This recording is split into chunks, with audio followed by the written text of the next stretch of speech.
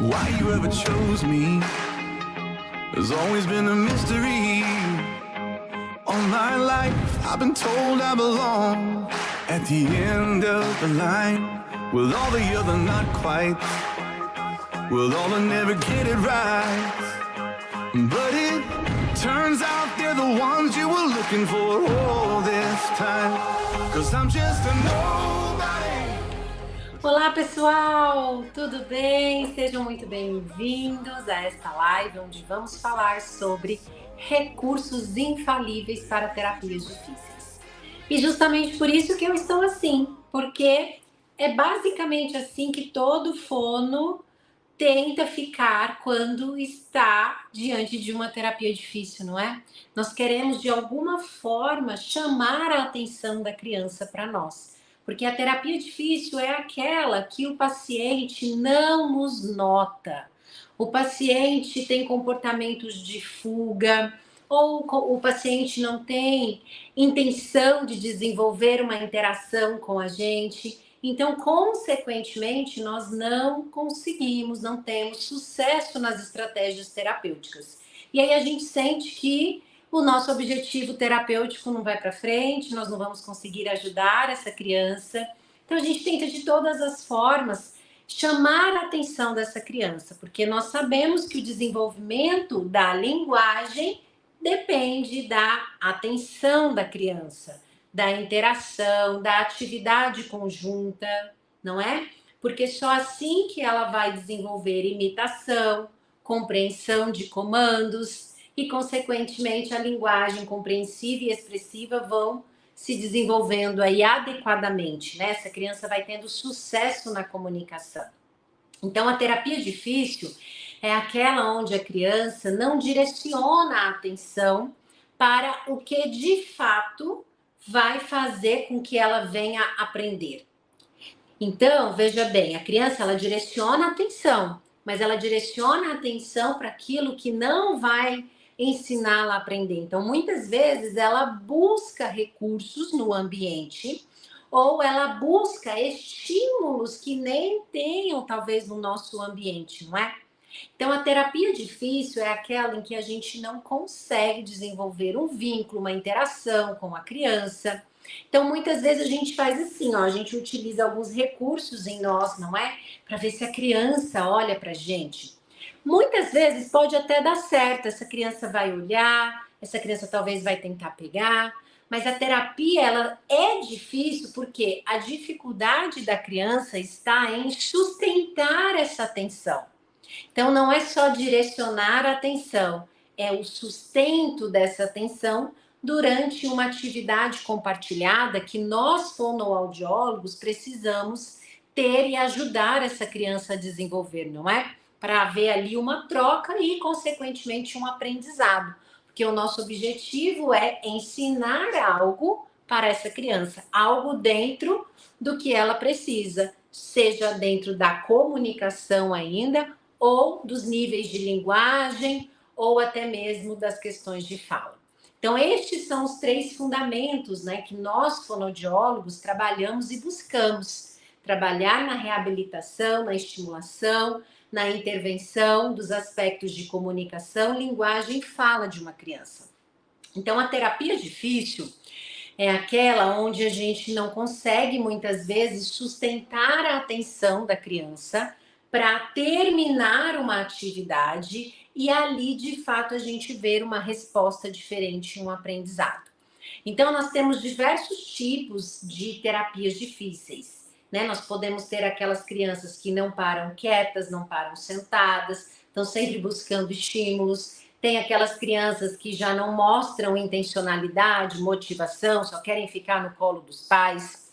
Agora, por mais que eu mostre os melhores recursos que eu tenho aqui, que eu posso dizer para vocês que eles são, sim, infalíveis, porque eu consigo desenvolver com eles várias estratégias e consigo resgatar, sustentar a atenção da criança por muito tempo. O segredo, a solução não está no recurso. A solução para a terapia, que é difícil, se tornar mais fácil e você conseguir evoluir com essa criança, está no raciocínio clínico. Através do raciocínio clínico é que nós vamos conseguir alcançar a criança, ver o que ela precisa e escolher, inclusive, os recursos certos para ela. Porque a gente tem um raciocínio clínico, a gente consegue pensar nas capacidades dessa criança, como ela aprende, o que ela precisa para continuar aprendendo. Então, o raciocínio clínico, ele começa na avaliação fonoaudiológica. A avaliação fonoaudiológica é o primeiro passo para a gente conseguir entender uma criança, ajudá-la e sermos eficientes no tratamento dela. Então, o primeiro passo é tornar essa avaliação, a sua avaliação fonoaudiológica, altamente eficiente e eficaz. Eficaz porque você vai de fato entender o que essa criança precisa, mas eficiente porque você vai saber como ajudar essa criança a evoluir. E se você não está sendo eficaz e eficiente na sua avaliação, tampouco você vai conseguir isso na terapia. E aí, de fato, essa terapia vai se tornar muito difícil, porque você não vai saber o que fazer com essa criança. Então, o primeiro passo, e o meu objetivo aqui é te dar a solução, e como eu disse, a solução não está nos recursos, mas é claro que eles nos ajudam muito. Então, além de te mostrar os recursos, eu quero que antes você entenda como construir um raciocínio clínico eficiente, como conduzir a sua avaliação para que essa terapia não se torne tão difícil, tá? A avaliação é o primeiro passo para a gente conhecer a criança. E esse conhecer a criança envolve nós tentarmos mensurar as capacidades que ela tem. E essas capacidades, elas estão dentro da comunicação, da linguagem da fala, da forma como essa criança recebe, processa e expressa a linguagem, ok? Então, quando você recebe uma criança para a sua avaliação, o primeiro passo é você entender como ela usa o corpo dela para se expressar. Porque isso vai te direcionar lá na terapia. Se é uma criança que ainda não fala, que busca muitos estímulos, que não senta, que não percebe os estímulos, principalmente de fala, o que você, como fono, vai precisar fazer e conduzir durante a sua avaliação para determinar o seu processo terapêutico? Primeiro ponto é você entender como essa criança se comunica. E a gente parte o quê? Das necessidades dessa criança, né? As necessidades básicas. Então, quando essa criança vem para a nossa avaliação e ela tem um comportamento de busca ou um comportamento que impede com que ela aprenda e nos dê respostas e nos direciona aí no planejamento de avaliação, né, numa conclusão, você tem que incluir os pais. Você vai conhecer a criança através dos pais. Então, aqui, não tenha medo e receio de mostrar a sua vulnerabilidade aos pais, tá? Porque assim como você tem uma dificuldade no início para conduzir essa criança, os pais talvez ainda tenham. Ou os pais já sabem como conduzir essa criança. Então, não veja os pais como espectadores somente, mas sim como participantes do seu processo de avaliação. Inclusive, eles vão te ajudar depois no processo de terapia, se você fizer isso já no processo de avaliação. Ai, Larissa, mas eu já estou em terapia com a criança. Então, não tem problema também você chamar os pais e definir isso com eles. Definir que você está tendo dificuldade para alcançar a criança, para despertar nela a atenção, a percepção, para manutenção dessa atenção. Então, essas crianças que têm comportamentos difíceis, e a gente pode falar que são geralmente crianças que estão dentro do espectro, crianças autistas, nível 3 de suporte, com transtorno sensorial gravíssimo, né? Nós fonos precisamos ter uma outra pessoa na nossa sessão. E você precisa ter isso na sua avaliação também, porque como você vai conseguir avaliar os atos comunicativos dessa criança, as respostas dessa criança, se você não consegue direcionar a atenção dela? Então, você não consegue nem passar essa parte de avaliação. Aí acontece muito o quê? A gente vê muito isso, né? É aquela criança que foi avaliada somente por escalas do desenvolvimento. E essas escalas, a maioria das escalas, elas são aplicadas nas pessoas que conhecem a criança. E aí, se na sua avaliação você se norteia somente por essas escalas, você está conhecendo a criança através dos outros, né? Tudo bem que é da família, dos professores. Mas você, como fono, você precisa conhecer as capacidades dessa criança que vão além só de comportamentos, certo? De reações. Então, você na sua sessão precisa já entender como o cérebro dessa criança processa as informações. Porque se você entende essa teoria, como a criança aprende, como o cérebro dela se desenvolve, você sabe associar o desenvolvimento linguístico com o desenvolvimento do sistema nervoso central, no que tange aos aspectos cognitivos e sensoriais, que é inclusive o que eu ensino dentro do curso Mapa da Avaliação Fonoaudiológica, você vai conseguir fazer um raciocínio clínico. Você vai conseguir selecionar, pré-selecionar os recursos que vão te ajudar a ver as respostas da criança de forma direcionada. Então, todo esse raciocínio clínico começa no conhecimento dessa teoria, do sistema nervoso central, do sistema nervoso sensorial, nos aspectos linguísticos, na comunicação pré-verbal, no sistema sensório-motor dessa criança. E aí você vai entendendo quais recursos possivelmente pode chamar a atenção dessa criança. Só que a atenção, ela começa quando há uma percepção. E essa percepção, ela depende de um estímulo altamente motivacional para o indivíduo, porque ativa o sistema de recompensa. Então, quando a gente entende as estruturas e as funcionalidades do cérebro, nós criamos uma estratégia que vai despertar isso na criança, então a gente vai ver a resposta. Dando certo, nós já podemos repetir isso ao ponto de estimularmos essa criança a um novo aprendizado. Como processar essa informação? Então, no seu processo de avaliação, você já pode também estimular a criança. Se você já está numa terapia e essa terapia está muito difícil, comece então por tentar entender, certo? Como o cérebro dessa criança processa as informações. Então, vamos lá. Todo o processamento da informação, que aí a gente fala do sistema nervoso central, não é? Informação, toda informação passa primeiro pelo sistema sensorial.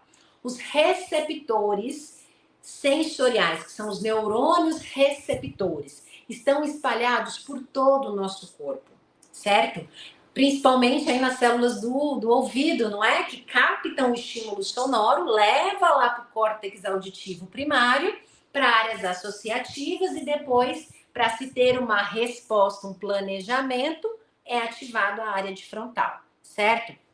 Mas esses estímulos, eles começam primeiro na captação do corpo, certo? Frente a esses estímulos externos. Mas também não podemos deixar de entender, e aí eu só consigo explicar isso de forma mais profunda para vocês dentro do curso Mapa da Avaliação Fonoaudiológica, que os estímulos, eles não acontecem só na forma externa. Nós também temos estímulos interoceptivos dentro do nosso corpo, como, por exemplo, o estímulo da fome, o estímulo dos gases no intestino, certo? Uma dor, até mesmo as questões emocionais, ok? Tudo isso são estímulos internos que também passam pelos receptores e são levados lá para o nosso sistema nervoso central e são processados e direcionam a nossa ação e a nossa motivação, a nossa reação. Então, as crianças que atendemos, que estamos tendo uma terapia difícil, você precisa primeiro entender esse processamento, certo? Sensorial. Como o corpo dessa criança está recebendo, processando os estímulos do ambiente.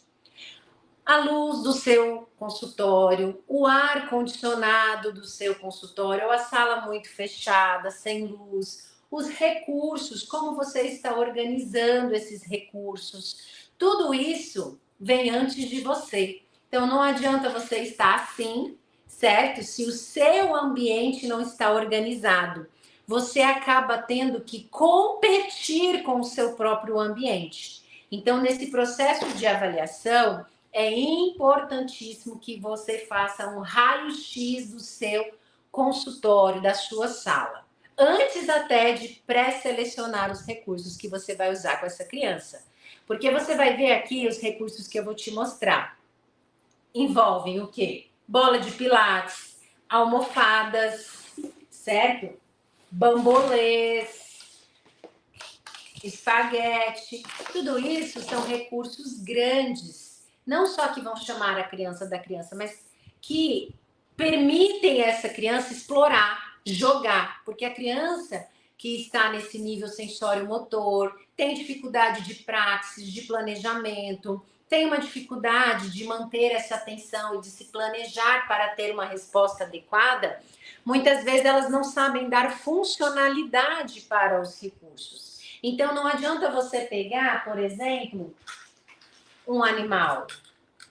Não adianta você tentar trabalhar com recursos concretos, pequenos, com brinquedos. Você tem que pensar em recursos que essa criança vai explorar antes até de desenvolver uma funcionalidade. Porque a funcionalidade começa com explorar. Então, a terapia difícil de uma criança é aquela criança que não consegue explorar. E você, como fono, precisa entender isso, para dar o suporte até na exploração. Porque só assim que você vai conseguir alcançar essa criança para avaliar o nível linguístico, a linguagem compreensiva dela, as capacidades que ela tem para entender, para responder e até mesmo para começar a estimular a linguagem, a fala dessa criança e potencializar a comunicação. Né?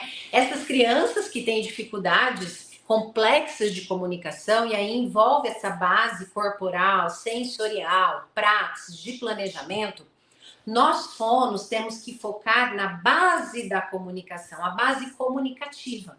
Dentro do desenvolvimento da linguagem, existem várias bases. Existe a base de um conjunto complexo articulatório que toda criança precisa desenvolver, porque senão não vai haver fala, certo? Então, aí envolve todas essas junções de articulações, o choro, a mastigação, tudo isso, ressonância, é o que vai dar prosódia. Então, essa é uma base. Que essa base está dentro da linguagem e é importantíssimo para a gente entender a fala.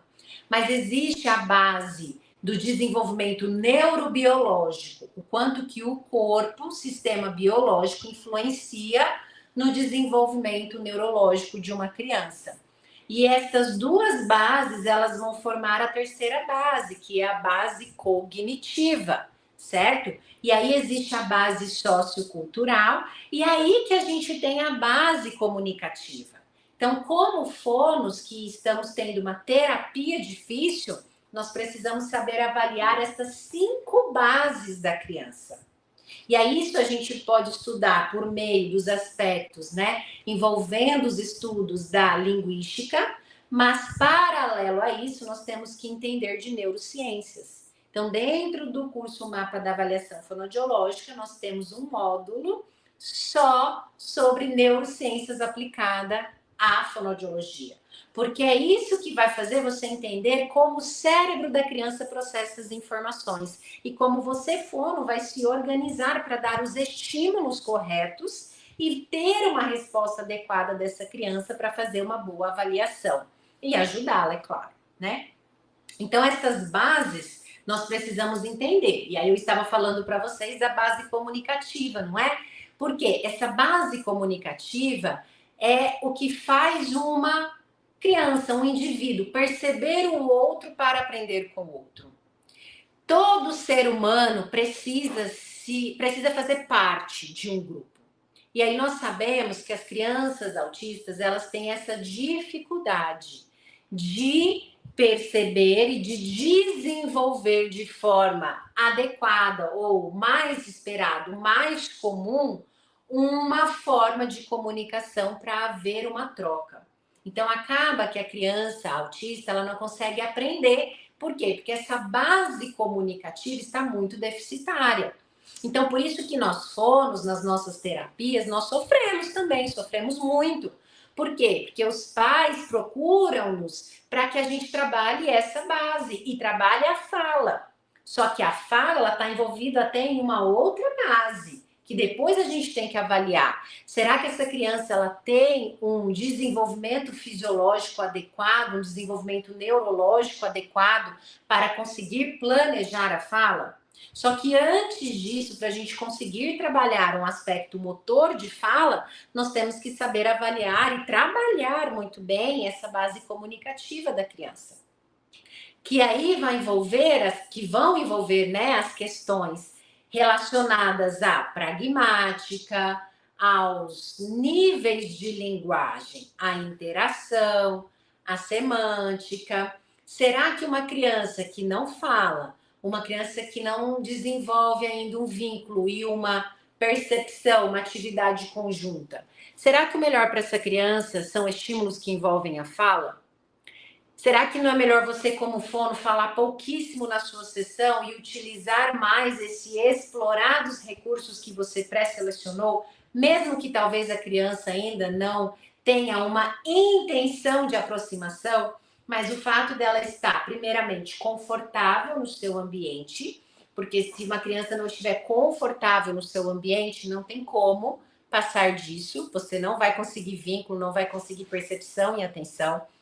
Então, demore o tempo que for, foque no conforto dessa criança no seu ambiente. Para isso, eu vou repetir, inclua os pais. Se você tem dificuldade de incluir os pais, não deixe de fazer parte do curso Mapa da Avaliação Fonoaudiológica, porque lá eu te ensino um método passo a passo para você não só ter o seu próprio método de atendimento, mas incluir os pais nesse processo de avaliação, tá bom? Então, você tem que focar nesse conforto do ambiente para a criança. A criança estando confortável, você não vai dar estímulos de fala para essa criança. Você vai tentar buscar estímulos, primeiro, que despertem a atenção dela visual, sensorial. E aí vem a parte da neurociências que nós precisamos entender cada aspecto do cérebro da criança. Na região temporal do cérebro, que nós sabemos ali que processa a fala, a linguagem, não é? O primeiro caminho do reconhecimento do som, da percepção de fala, é a parte mais alterada em crianças autistas. E nessa região temporal do cérebro, além de estar a compreensão, o processamento ali, o início do processamento da linguagem, está ali a parte responsável pela prosódia de fala. Então, por isso que muitas crianças com autismo não entendem a intenção de fala das pessoas, por conta da prosódia. Só que antes de trabalharmos esse entendimento, a gente tem que trazer um conforto para essa criança.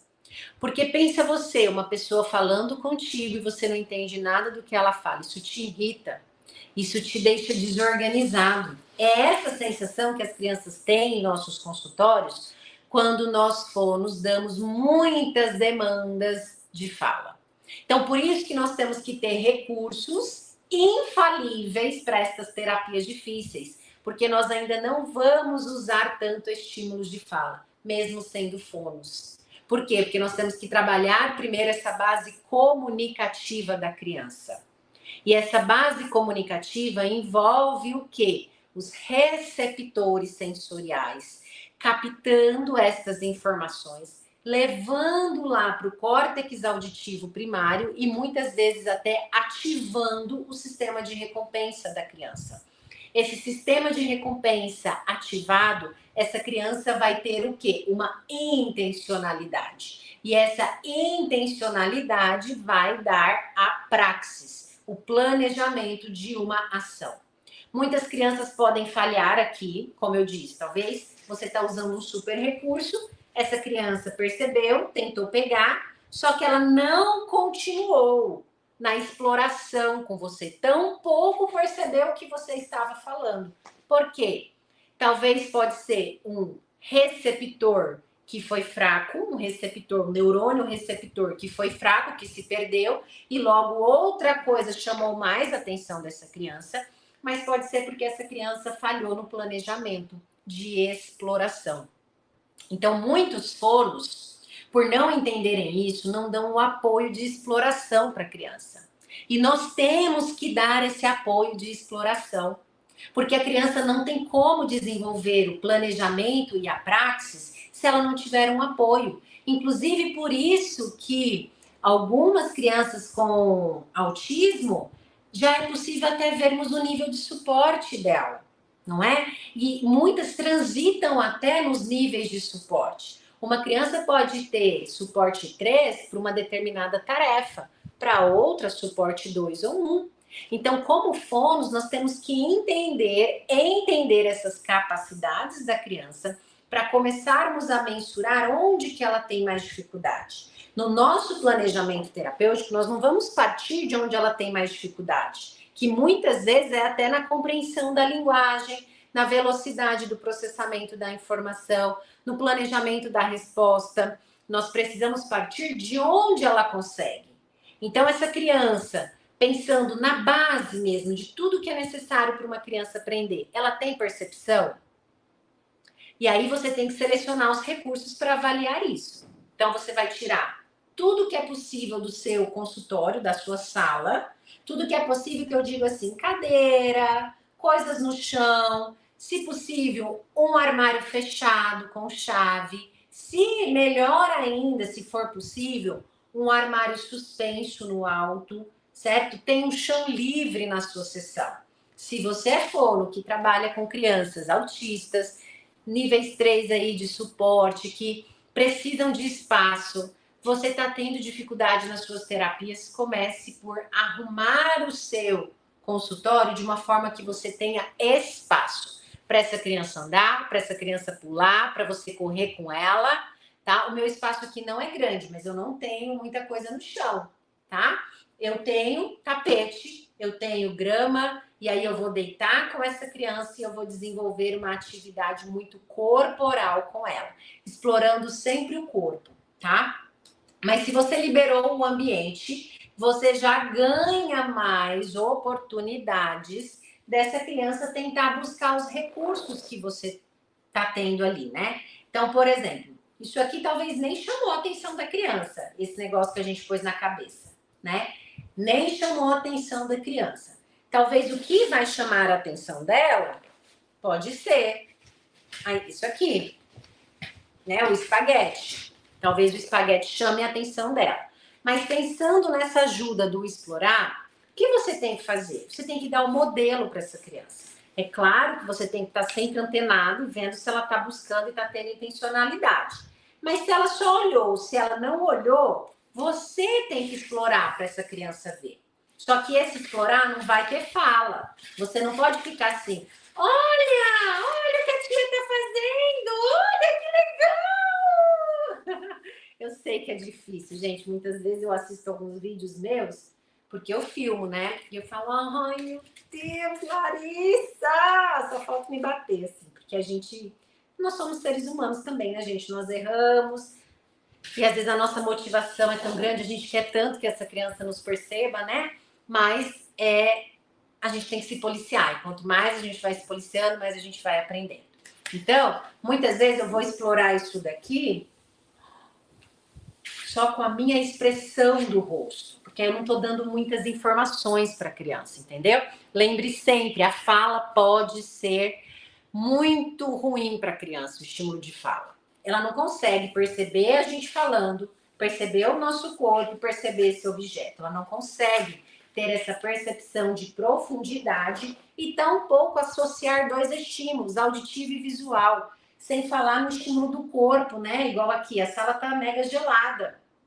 Eu preciso desligar o ar, entendeu? Então, são muitas informações para uma criança que tem um transtorno de processamento sensorial, ok? Então, utiliza o recurso em você. Aí, se você quer fazer um barulho, entendeu? A sua reação tem que vir com o corpo também. E aí, se você tem a mãe na sessão com você, já fica muito mais fácil, porque talvez nem você vai precisar explorar. Você vai dar para a mãe. E é claro, você vai orientar a mãe. Só mexe. Você tem que direcionar a mãe, tá? Aí isso eu também ensino dentro do curso Mapa da Avaliação Fonoaudiológica, como você vai orientar os pais. Um recurso infalível que você tem que ter nas suas terapias difíceis é uma bola de pilates, tá? Ou uma bola assim, ó, essa não é de pilates, mas é uma bola grande em que a criança pode sentar, em que a criança pode segurar. Então, muitas vezes, essa criança não está te percebendo, mas o fato dela perceber essa bola e tentar explorar, seja chutando, seja sentando, seja você jogando e passando perto dela, tá? Isso tudo já te permite não só avaliar, mas estimular essa criança, que é o mais importante, né, gente? Dentro de um processo de avaliação, é a gente entender que nós também estamos estimulando essa criança. Então, uma avaliação eficaz e eficiente é aquela que já estimula a criança e muitas vezes essa criança até evolui, melhora, tá? Então, uma bola de pilates. Aqui também, você não vai ficar falando. Olha o que a tia faz! Que legal, vamos dançar! Não. Silêncio, tá? Silêncio, você vai dando o modelo. Se a criança tá pulando, se a criança tá fugindo de você, fica quietinha. Vai um pouquinho perto dela, encosta a bola nela, vai encostando, vai conduzindo, ó, vai batendo assim um pouquinho nela, se afasta. Depois você vem e na hora que estiver perto de uma parede, coloca essa criança um pouquinho perto da parede. E aí, é claro, tenha sempre bolsos, né? Tenha sempre bolsos, porque aí a partir do momento, igual aqui com a bola, que é um recurso infalível, você conseguiu adequar o corpo dessa criança, preparar o nível de alerta dela, né? Preparar essa atenção para ela aprender, nem que seja por um segundo, você tem que ter um recurso voltado para desenvolver essa interação. Então, eu costumo ter muito perto de mim alguns recursos infalíveis e até mesmo nos meus bolsos, para não ficar correndo pro armário, tentando pegar as coisas, entendeu? Então, eu tô falando aqui de uma criança altamente com necessidades complexas de comunicação, certo? Então, no meu bolso, e a gente, né, eu quero enfiar tudo no meu bolso se puder, mas o que eu vou colocar geralmente no meu bolso?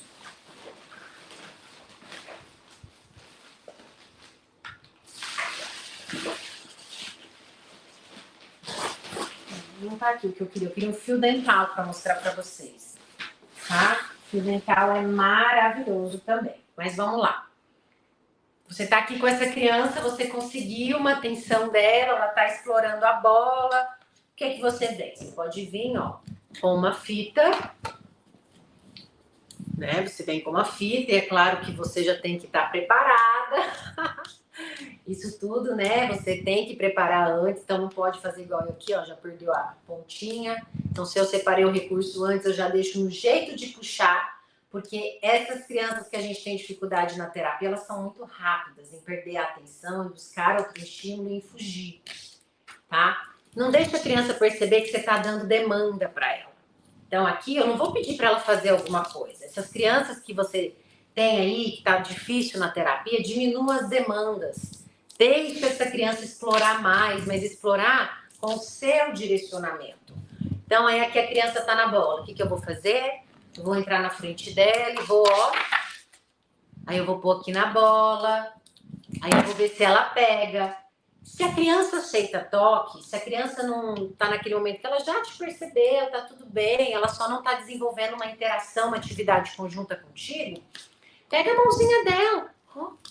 Dá um apoio superficial para ela iniciar essa ação. Muitos fonos perdem a criança aqui, porque fica esperando a criança ter essa intencionalidade. Só que essa criança não está desenvolvendo a intencionalidade porque ela tem uma dificuldade de planejamento. Então, aqui você organizou o nível de alerta dela, certo? Você só deu uma ajudinha de planejamento. É claro que depois disso você vai ver se vai ser necessário manter, se vai diminuir. E assim você vai começar todo o seu raciocínio clínico. Essa criança precisa de ajuda na exploração. Até mesmo aqueles recursos que está chamando a atenção dela. E aí você vai perceber, o som incomoda essa criança ou ela já quer sair puxando, né? Você puxa, deixa ela ver você puxar, e aí sabe o que você pode fazer? Pode enrolar em você. Se ela deixar, deixa enrolar nela, enrola na bola. Aí você vai. Mais.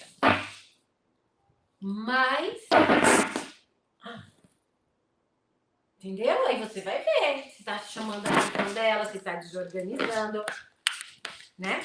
Aí você vai ver, ó. Será que ela vai querer explorar isso daqui? Será que ela vai querer puxar?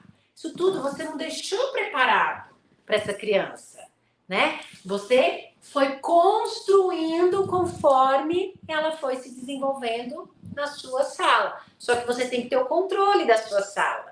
Organizando, deixando os recursos pré-selecionados, como eu mostrei aqui, tá? Então, a bola do Pilates é um recurso infalível, ok? Vou mostrar esse saco aqui. Geralmente, os meus pacientes que têm autismo, nível 3 de suporte, são crianças com transtorno complexo de comunicação, não falam, têm apraxia, têm um transtorno sensorial muito severo. Cada paciente meu, eu tenho uma caixinha ou um saquinho deles assim. Então, nunca vai ser igual para um paciente e para o outro. Então, o primeiro passo, já falei o primeiro passo, que é o ambiente, né? Então, o segundo passo, tá? O segundo passo é você fazer uma lista com a mãe e com o pai dos estímulos, dos recursos que superestimulam essa criança, dos que trazem um conforto para ela, certo? E dos que trazem um desconforto. Você precisa fazer essa lista. Muitos pais já vão saber, talvez não dessa forma. Ah, tal estímulo desregula a criança. Mas eles sabem que no dia a dia, por exemplo, se essa criança vê um doce, ela vai querer muito um doce ao ponto de ter uma crise. Se essa criança vê uma etiqueta, vai ficar o tempo todo querendo essa etiqueta. Então, os pais já sabem onde estão as questões de hiperfoco da criança. Lembrem também que uma criança, ela pode ter hiperfoco e não falar. Ela pode estar ainda com muita dificuldade de aprendizado e ter os hiperfoco dela. Hiperfoco nem sempre vai ser também algo funcional, como dinossauro, crianças que falam, né? Muitas vezes, talvez essas crianças dentro do suporte 3, elas vão ter um foco para coisas que não são funcionais. Então, eu já tive um paciente que tinha o hiperfoco para mato, eu já tive um paciente que tinha o hiperfoco para linha, ok? Ah, meu paciente não tem hiperfoco para nada. Sempre há alguma coisa. Talvez os pais não perceberam, certo? Talvez pode ser isso aqui, ó, no próprio corpo da criança, tá? E é claro, o hiperfoco da criança vai levar a uma estereotipia. Então, o foco da criança pode ser aquela estereotipia de busca de movimento, de ficar pulando, de ficar se movimentando. E aí, como os pais e na rotina não há um direcionamento para isso, a criança está super se estimulando o tempo todo. Então, você, como fono, tem que captar isso para direcionar, para orientar, porque um cérebro superestimulado e superestimulado em algo que não desenvolve uma funcionalidade, essa criança está gastando energia e só piorando dentro do processo de aprender outras coisas que são importantes, tá? Então, se você tem uma criança que parece que não tem atenção em nada, não se interessa por nada, faça um trabalho aí de detetive, porque sempre há alguma coisa, nem que seja uma estereotipia nela mesma, tá? Com as mãos, o se morder, tá bom? E aí tudo isso você tem que ver. Então, como eu estava dizendo, cada paciente meu tem uma sacolinha dessa. Então, papéis. Papel de presente chama muito a atenção da criança. E aí, mais uma vez, eu quero desenvolver no meu paciente, quero ativar, né, antes de tudo, o sistema de recompensa dele. Porque todos nós seres humanos, tá? Todos os seres humanos, nós agimos por meio do nosso sistema de recompensa. Então, uma criança que está nessa base ainda, muito prematura para o desenvolvimento da interação, a gente tem que tentar despertar esse sistema de recompensa dela, para trazer motivação, para trazer curiosidade, e então a intencionalidade do explorar vai melhorar. Então, papel, tá? Você pode embrulhar algumas coisas, mas sempre que a criança se deparar com alguma demanda, pode ser que ela desista. Então, aqui eu quero que simplesmente ela tente explorar o saco. Pode ser balançando, tá tudo bem se ela balançar, ela tá explorando. E aí você, como fono, pode ajudar ela até explorar. Você pega de um lado, ela pega do outro. Eu já tive uma criança que a nossa exploração era rasgar saco. E tá tudo bem, porque só assim que eu consegui desenvolver uma atividade conjunta com ele, que foi rasgar sacolas, tá? Então, tem o papel bolha, né? Mas o papel bolha não é só para estourar. O papel bolha é realmente para a criança poder rasgar, torcer com você, tá bom? Chamar, resgatar a atenção dessa criança, mas para a intencionalidade do explorar. Luvas, né, sensoriais diferentes. Aqui eu comprei numa loja de utensílios da casa. Então, veja também se a criança não está precisando de um toque profundo, né? Se ela permite você tocar o rosto dela. E aí eu gosto muito de ter junto também algumas coisas assim, ó, que eu possa passar na mãozinha da criança. Às vezes eu dou até para a mãe passar. Uma criança que está extremamente agitada, buscadora demais. Eu já usei os recursos, nada chamou a atenção dessa criança, nada trouxe organização para ela. O que eu faço? Eu venho pertinho dela e faço assim, ó, no ambiente, ó. Tem o barulhinho, tem um pouquinho de água, mas vai principalmente ativar o sistema olfativo dela. E dentro da neurociências, o único sistema, tá? O único receptor do nosso sistema nervoso, dos 5 sentidos sensoriais, que leva a informação diretamente para a ínsula, para o sistema de recompensa, certo? Ativando o nosso sistema de alerta, é o olfato. Não é surpreendente isso? Então, sabendo disso, que é o único sistema sensorial, que é o olfato, que tem uma ligação direta com a ínsula, que não passa pelas vias do tronco encefálico, ele vai diretamente para a ínsula. Ou seja, isso já me faz pensar que o estímulo é muito mais rápido para ser percebido, né? Então, eu tenho alguns estímulos olfativos que me ajudam nesse momento em que eu preciso organizar essa criança, eu preciso ajudá-la no resgate aí da atenção, a se organizar, tá bom? Então, esse aqui é um outro recurso infalível. Crianças que não param quietas, geralmente é sempre interessante termos uma colega TO para nos ajudar, nos passar o perfil sensorial da criança, tal, não é? Só que você, como fono, você precisa entender também como você vai conduzir essa criança. Porque muitas vezes algo desregulou essa criança no caminho para o seu consultório. Ela já chegou tão desorganizada, tão buscadora por estímulos, que nada do que você faz vai organizar essa criança, né? Então, eu sempre tenho alguma coisa que faz movimento com essa criança, certo? Ela tá buscando muito movimento, então a gente sabe que lá na TO, a TO vai ter um tipo de conduta que é diminuir a busca do movimento dessa criança. Nós queremos diminuir também a busca por movimento dessa criança para começarmos a nossa estratégia. Só que às vezes essa criança está precisando tanto de algo para pegar que movimenta, que tudo bem você dar algo para ela que movimenta, tá? Então aí, ó, eu movimento a corda com essa criança, então eu consegui trazer essa busca por movimento da criança para um recurso que está em minhas mãos, isso já me facilitou a proximidade com ela, e aí eu venho com aquilo que eu sei que talvez vai organizá-la, um estímulo olfativo, um toque com a minha luva, né, com pouquíssimos sons de fala. Às vezes eu vou pedir para a mãe abraçar essa criança, a gente vai se sentar no chão, nós vamos movimentar essa criança para frente, para trás, dando um suporte e uma acomodação sensorial.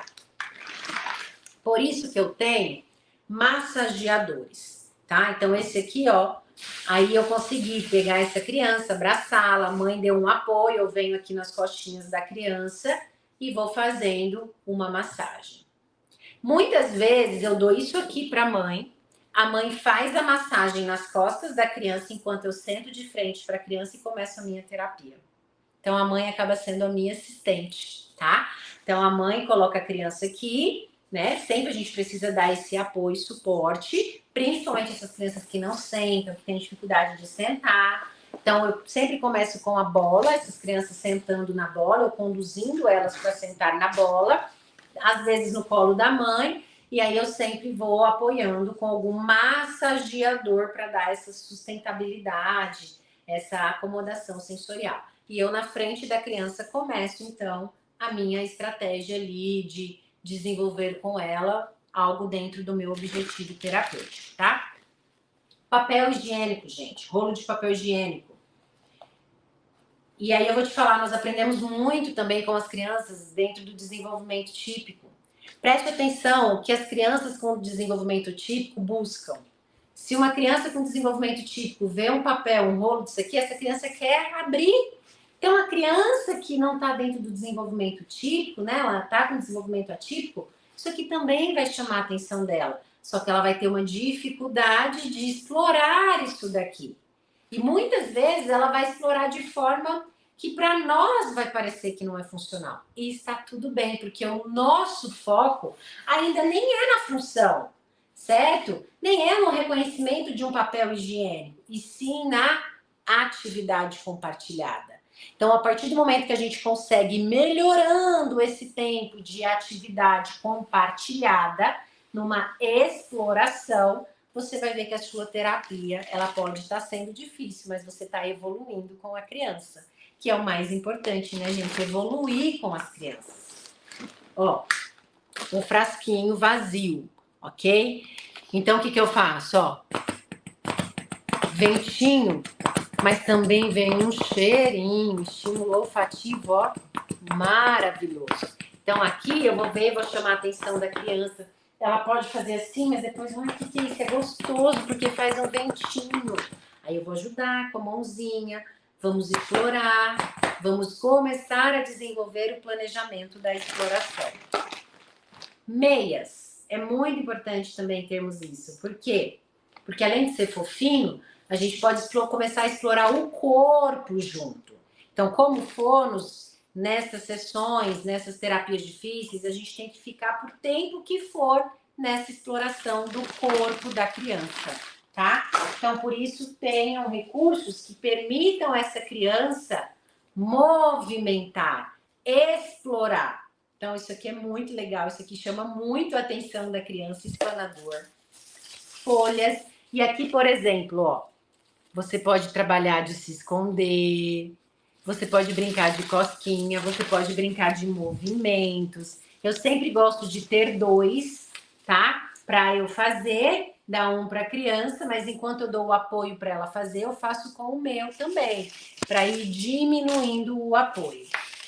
Bambolês. Bambolês é um recurso muito barato, certo? Então dá pra gente fazer várias coisas com o bambolê, tá bom? Nem que seja só colocar no corpo da criança e essa criança perceber e tentar tirar, tá bom?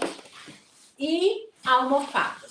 Mas, mais uma vez, essas almofadas, tente colocar dentro de um saco que desperte na criança a intenção de explorar, certo? A curiosidade, a intencionalidade. Porque é isso que vai fazer com que o neurônio seja potente para essa criança aprender. Então, não é um super brinquedo, mas é aquilo que a criança fala, eu quero explorar isso daí. O que é isso? O que tem dentro disso? Né? Então, as almofadas são recursos muito legais. Então, essa criança vai tirar. E aí, aqui a gente pode brincar de jogar. Às vezes eu jogo para a criança ver se está pegando nela. Às vezes eu coloco no chão para essa criança deitar. Às vezes eu venho e eu abraço essa criança com várias almofadas. E aí se torna uma terapia agradável para a criança.